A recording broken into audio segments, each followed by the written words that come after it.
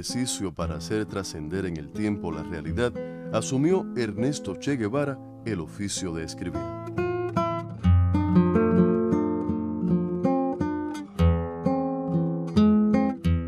Desde muy joven, sus diarios de viajes y las crónicas que elaboró a partir de ellos, así como otros artículos de carácter político e histórico-social, confirman cómo cultivó su vocación de escritor.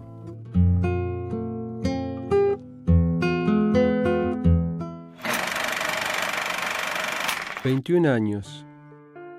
Inicia su primer viaje. Recorre en bicicleta más de 4.000 kilómetros por el norte de la Argentina.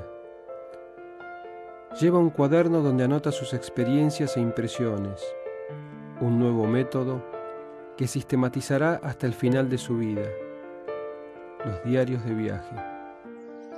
Me doy cuenta de que ha madurado en mí algo que hacía tiempo crecía dentro del bullicio ciudadano, y es el odio a la civilización. La burda imagen de gentes moviéndose como locos al compás de ese ruido tremendo se me ocurre como la antítesis odiosa de la paz, en la que el roce silencioso de las hojas forma una melodiosa música de fondo. Ernesto busca la soledad para pensar, para escribir.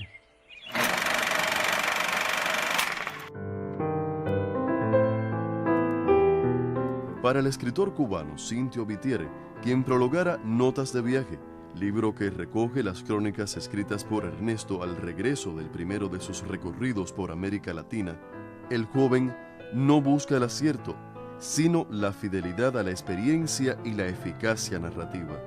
Logradas ambas, el acierto viene solo, se sitúa en su lugar imposesivo, no deslumbra ni estorba, contribuye.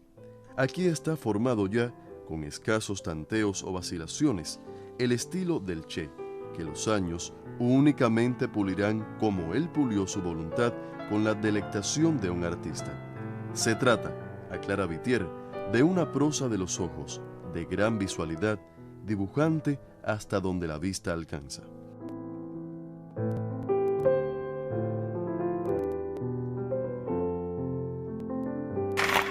Sin duda, he escrito sobre esto en otras ocasiones, particularmente cuando la Casa de las Américas publicó una edición de los pasajes de la guerra revolucionaria del Che con un prólogo mío.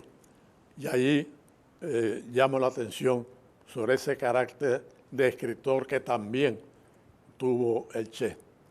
Escribió ese libro magnífico, después escribiría pasajes de la guerra revolucionaria Congo, había escrito ya la guerra de guerrillas, había escrito varios artículos, había escrito incluso poemas, había escrito cartas memorables.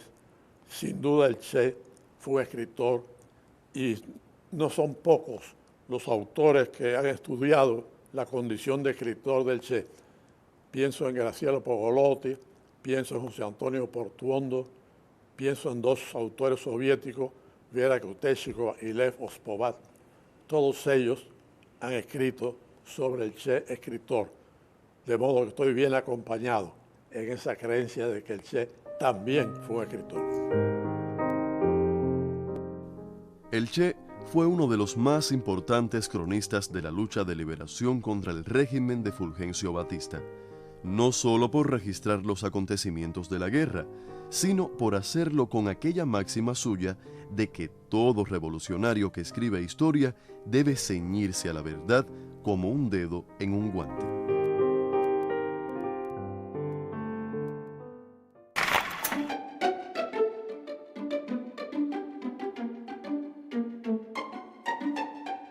En medio de todas las tareas que tenía el Che, pues le dedicaba una parte importante a atender a la revista directamente. Escribía sus trabajos allí, desde que era tabloide, cuando he recorrido por los países del Pacto de Bandung, la columna esa, el francotirador, que la hacía él. En fin, siempre él estaba trabajando, realizando trabajos periodísticos y viendo e indicando, ¿no?, orientando el trabajo de la publicación.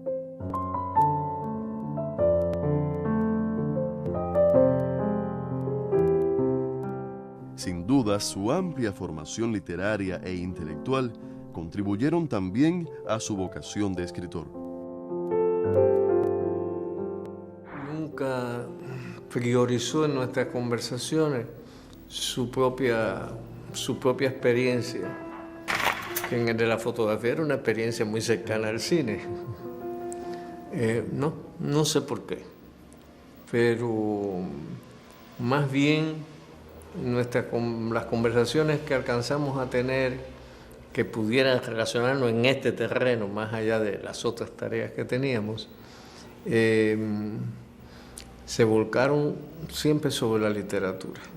Discutíamos y discutíamos y discutíamos sobre los guiones, y él desarrollaba la tesis de toda la riqueza inmensa de la novelística latinoamericana.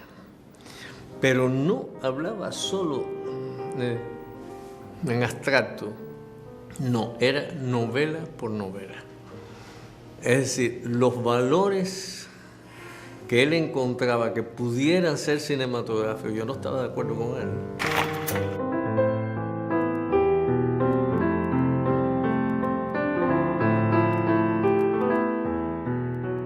Para el Che, el acto de escribir fue también el espacio íntimo para dialogar consigo mismo, incluso en momentos de sublime dolor, como la muerte de su madre.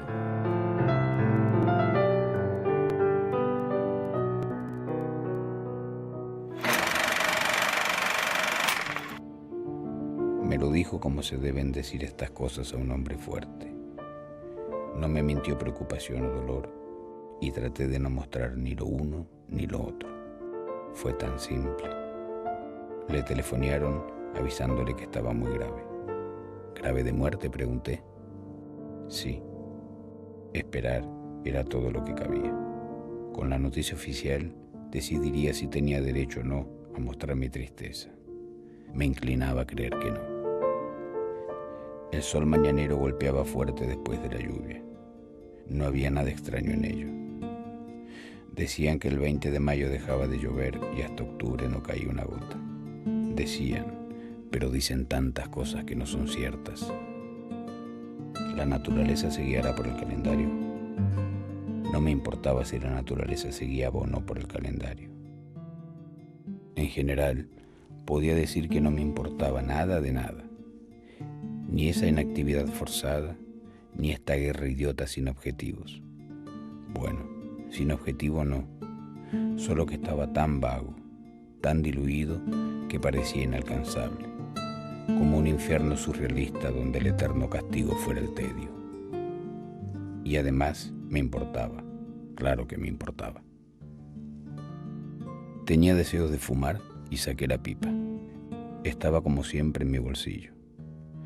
En los caminos del humo se puede remontar cualquier distancia. Es importante cuando se sueña a lo lejos, hacia un futuro cuyo único camino es el humo, o un pasado tan lejano que hay necesidad de usar el mismo sendero. El pañuelo de gasa me lo dio ella por si me herían en un brazo. Sería un cabestrillo amoroso. La dificultad estaba en usarlo si me partían el carapacho. En realidad, había una solución fácil: que me lo pusieran en la cabeza para aguantarme la quijada y me iría con él a la tumba, leal hasta en la muerte. Si quedaba tendido en un monte o me recogían los otros, no habría pañuelito de gasa. Me descompondría entre las hierbas o me exhibirían, y tal vez saldrían al live con una mirada agónica y desesperada, fija en el instante del supremo miedo, porque se tiene miedo, ¿a qué negarlo?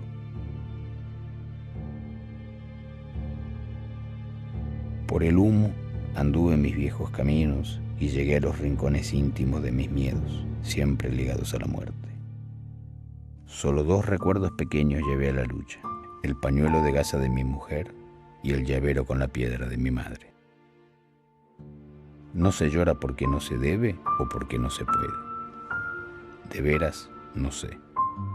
Solo sé que tengo una necesidad física de que aparezca mi madre y yo recline mi cabeza en su regazo magro y ella me diga, mi viejo, con una ternura seca y plena.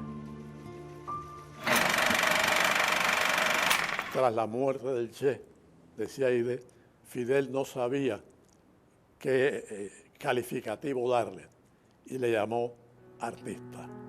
Indudablemente el Che en todo, incluso en su lucha revolucionaria, en su combate con las armas, fue un artista.